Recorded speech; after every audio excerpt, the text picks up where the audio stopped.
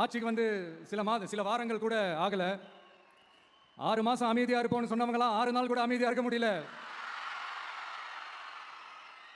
ஆட்சிக்கு வந்து அரை மணி நேரத்திலே ஆரம்பிச்சிட்டாங்க. பாவம் ஒரு கல்யாண வீட்டிலலாம் போய் புலம்பிட்டு இருக்காங்க.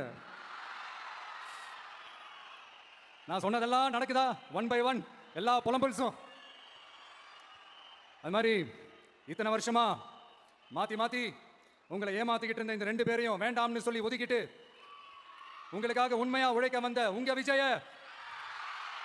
உங்க அண்ணனை, உங்க தம்பிய முதலமைச்சரா இல்ல முதல் சேவகனா ஆக்கியிருக்கிறீங்க. யார் எந்த நிலைமைக்கு எந்த பொசிஷன்ல போனாலும் இந்த கிண்டலும் கேலியுமா பேசுறது இருக்கத்தானே செய்யும்.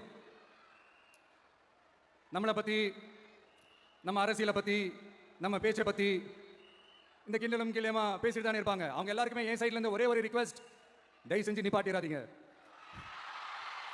தயவு செஞ்சு கண்டினியூ பண்ணுங்க. நீங்க தான் என்னோட எனர்ஜி ஃபோர்ஸ்.